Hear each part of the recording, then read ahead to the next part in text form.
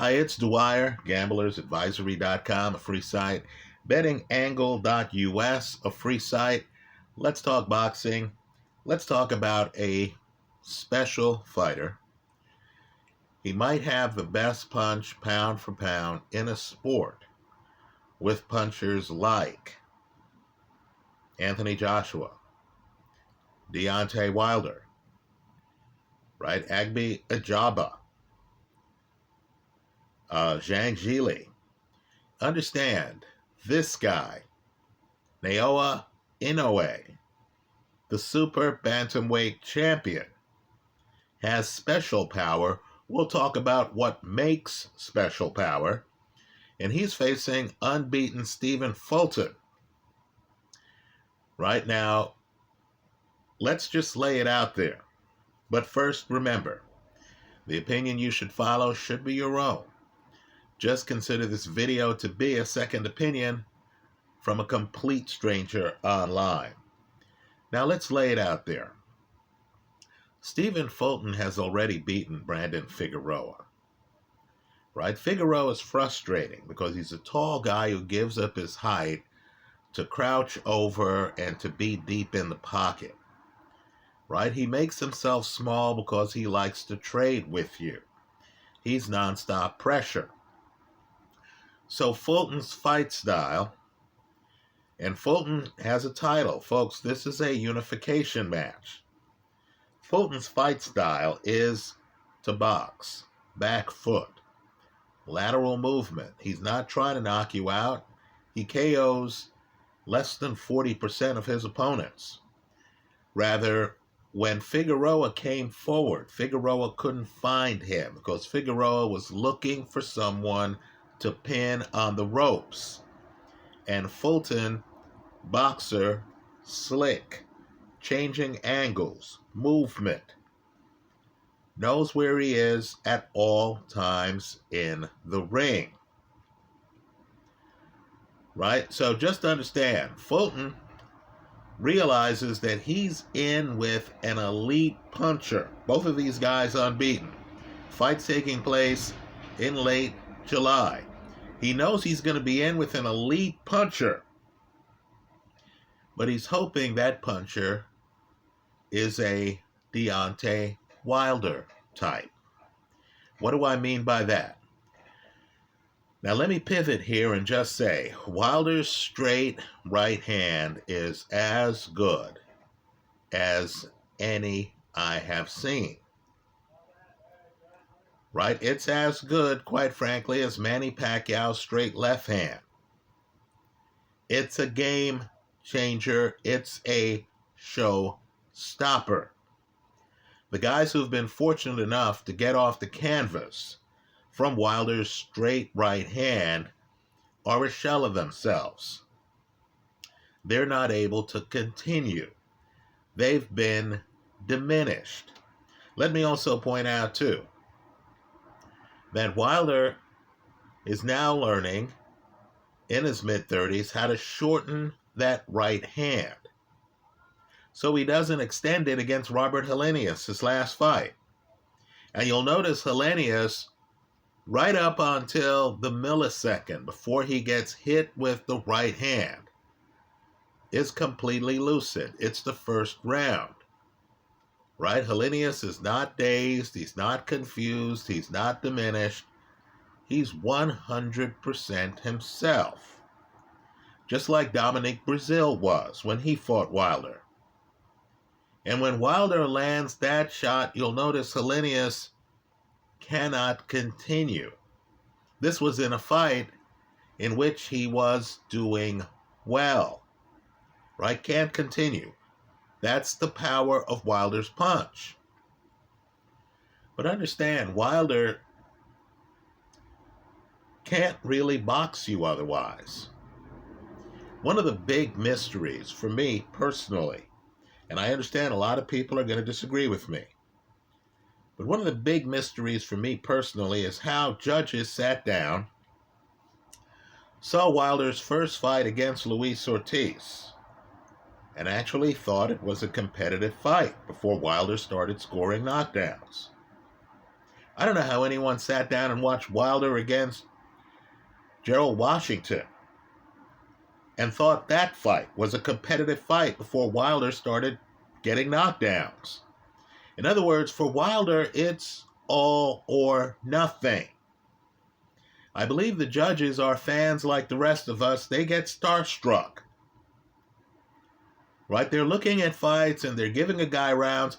I'm still bewildered by how Anthony Joshua did as well on the scorecards in his fight against Alexander Povetkin before Joshua started getting knockdowns in that fight. Right? Some of these big hitters can't participate in the flow of the fight.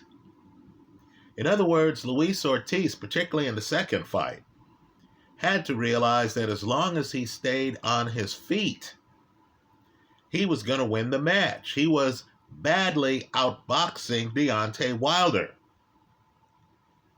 Of course, Ortiz was not able to do so. That's the magic of Wilder. So Fulton, I believe, loses to Inoue because Inoue is a better puncher, better closer than a Deontay Wilder. There's less place to hide in fighting an Inoue than there is, let's say, against an Anthony Joshua right now. Right? I know Joshua just won.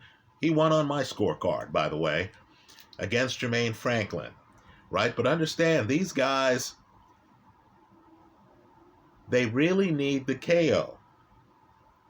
Right? Wilder is more of a lead. Joshua is more of a counter, heavy-handed guy. But just understand, these guys aren't the guys who come and outbox you, where a Stephen Fulton, who doesn't have power, is in trouble. Because either way he slices the cake, he has problems. Right? If he tries to duke it out with you, the heavy-handed guy will likely get the stoppage. Right? And let's not kid ourselves. Wilder, greater than 90% KO ratio. Right? Most of these guys are above 50% KO ratio. In other words, in general, they win more than half their fights by stoppage. A Stephen Fulton only has a chance when he's facing a knockout specialist who can't box. Now, what I want people to realize is that Inoue can. Right? The first secret of being a great knockout puncher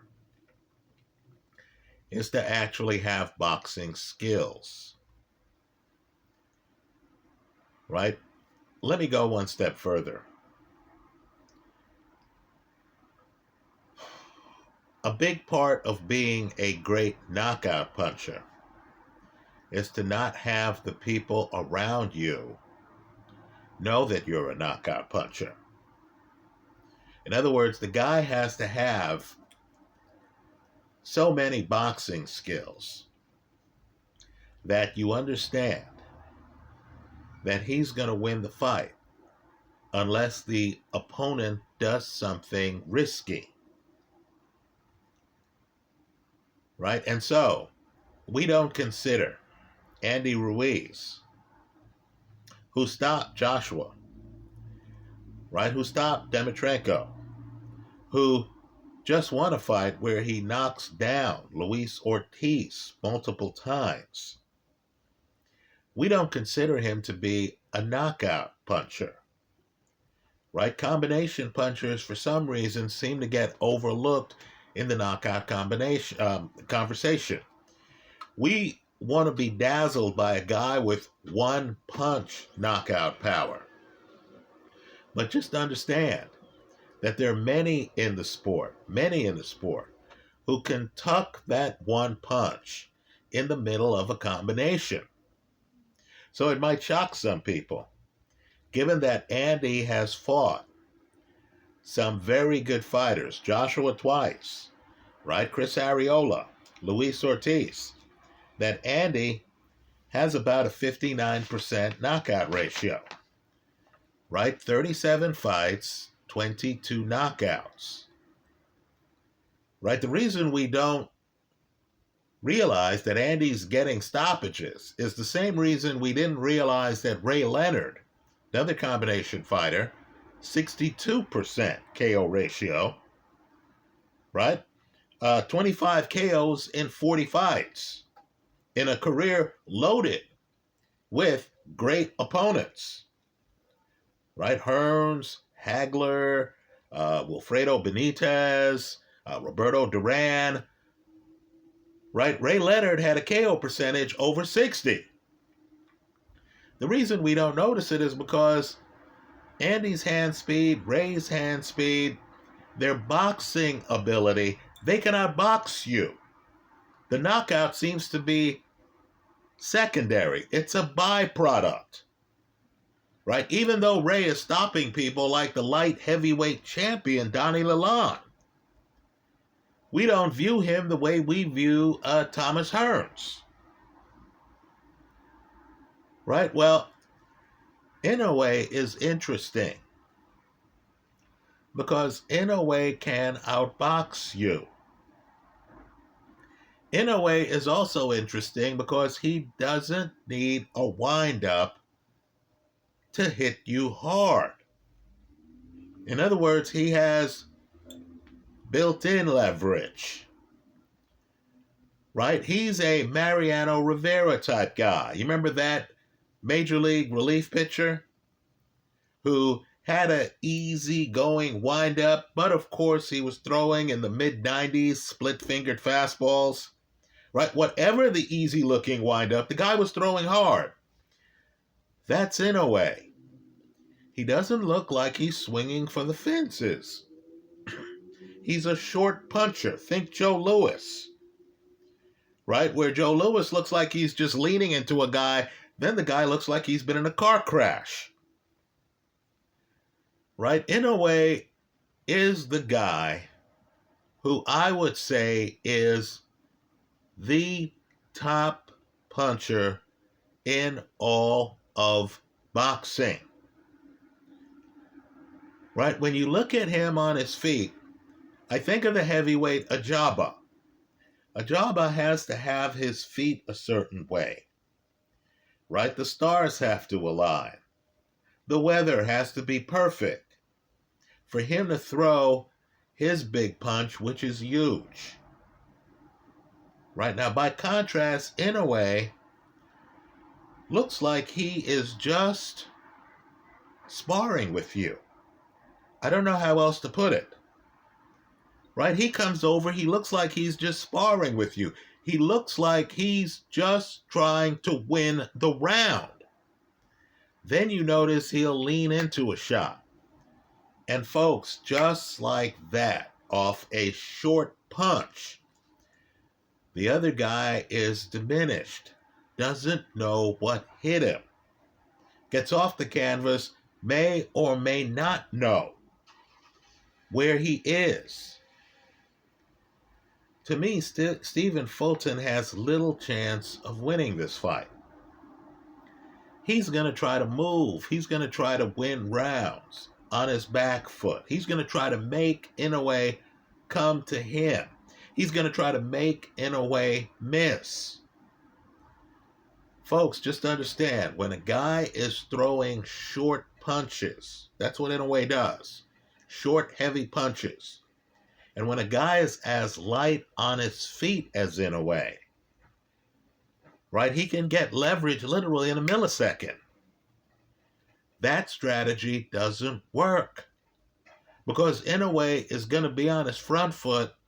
It's going to look like he's chasing Fulton, right? Fulton is going to feel the pressure of a guy who knows Fulton doesn't have enough firepower coming back to hurt him. Understand, Inoue isn't Brandon Figueroa. He doesn't need to get you over by the side of the ropes. He can knock you out in the middle of the ring. Right? This is the guy with boxing skills. With, in my opinion, pound for pound, boxing's heaviest punch. And he can deliver it without overleaning, without swinging wildly. Right? When a guy is throwing hard, short punches, there's little to counter. Right? You don't have the time to see the punch coming to think, okay, I'm going to swing under it, then I'm going to hit him with this. No. Inoue comes up and can just hit you from short distance. Now, let me just say, he was sorely tested by a future Hall of Famer. Nonito Donaire, the first fight, not the second fight, but the first fight. Nonito Donaire is moving. Nonito Donaire is forcing Inoue to box him, to come find him. Right? Donaire is using his legs. I'm sure that fight is the blueprint for Stephen Fulton. I'm sure that's what he's looking at. Here's what I want people to think about. First off, and Inoue had to be more respectful of Donaire because Donaire has a great left hook. All you have to do is go back and look at Donaire's stoppage of Vic Darchinyan years ago. Donaire has a great left hook. So understand, there had to be a little bit more timidity, a little bit more mindfulness with Inoue as he pursued Donaire, right? Let me also point out, too, that it's striking that Donaire, who's an excellent boxer, right, is fighting a masterpiece. And that's a great fight. Folks, that's a great fight. He's fighting a masterpiece, but yet you notice the slugger is hanging with him. In other words, this would be like, some great boxer, Tyson Fury, fighting against Deontay Wilder. And Wilder doesn't get the knockdown, right? In fairness to Inoue, he does drop Donaire on a body shot. Right? Donaire does get off the canvas after getting dropped on a body shot. But apart from that, it's a boxing match. This would be like Deontay Wilder fighting Tyson Fury a fourth time and a boxing match breaking out. And then you notice for everything that Tyson Fury's doing, right? Feints, jabs, pivots, back foot, right? Upper body movement. You notice that Deontay Wilder, the slugger, is right there with him. Not trying to win the fight by stoppage, but by actually trying to win rounds boxing. Folks, that's the first Donaire-Inoue fight. Inoue gets the decision. There was an outcry, right? The fight was close. The judges, I'm not sure what fight they were watching. So then we get the rematch. And folks, in the rematch, Donaire is moving. Inoue is ready. Right? Inoue has learned a few things between the first fight and the second fight. Understand there's an age dynamic too. Donaire's well into his 30s. Donaire's that cagey vet, a lot of experience. Right? And here is Inoue in his 20s, a guy who's knocking everyone out. Right? Learning some things from the vet. So in the second fight, you notice Inoue's a little bit more energetic. Cuts off the ring a little bit better. And then he floors Donaire. right? When Donaire gets up, by his own admission, Donaire didn't quite know what was going on. His corner has to yell to him. The referee's trying to figure out if he can continue. His corner has to yell to him to raise his hands and to talk with the ref. Right? Then as the fight continues, you know what happens. The fight didn't go much longer. You're talking about one of the sport's blessed punchers. I believe this is a statement fight. The fact that Fulton is unbeaten means less to me than the fact that Inoue actually has boxing skills. And that Inoue is hard to counter because Inoue throws very short, hard shots. You don't have a lot of time to think. You don't have a lot of time to block the shot. You certainly don't have a lot of time to stay in front of Inoue and counter him. Right? This is a different level of fighter than Brandon Figueroa. Figueroa doesn't hit remotely as hard as Inoue does. I'm mentioning Figueroa because that's Fulton's biggest victory. Right? I'm mentioning Figueroa in part two because a lot of people dispute the outcome of that fight. You do have a Brandon Figueroa crowd out there who believe he got jobbed. Right? Well, here's Fulton. Fulton's an excellent fighter. I don't mean to diminish any part of Fulton's accomplishments. He's an excellent fighter, and I give him credit. He wants to fight the top of the mountain. Why is he fighting Inoue? Because Inoue is the other guy in the division getting all the praise. But he's going to find out, just as most of the people who fought George Foreman found out. There's no possibility here of being an Ali against Sonny Liston. Because Inoue understands how to move his feet. Inoue has foot speed. Right? So just like Foreman, who trained with Liston, understood he had to hunt down sluggers like Joe Frazier. Right? You know, he had to hunt down Ali. Now, Ali wins the fight. Right? I would argue the rope-a-dope would only work once. It worked then. I would argue that Foreman was young then. Ali was the cagey vet in that fight.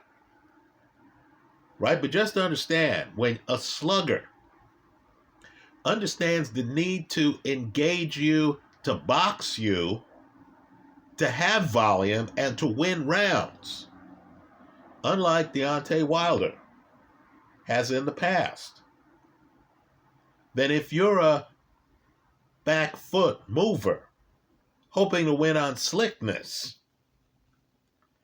you're going to have problems. I like Inoue in the fight. I am expecting Inoue to get a stoppage, but let's just say I'm not going to put all my bet there because Fulton is elusive, right? Fulton's world championship style is premised on him being able to make you miss, him being able to move, him knowing where he is in the ring. So I'm going to put half my bet on Inoue simply to win. And I'm going to put the other half of the bet on Inoue by stoppage. Why? Because that's what he does, folks. Right? Inoue, 24 fights, 21 KOs, 87% KO ratio. That's how I see it. Let me hear from you. I hope you leave your comments in the comment section of this YouTube video. I expect Inoue to beat Fulton. Let me hear your thoughts. Thanks for stopping by.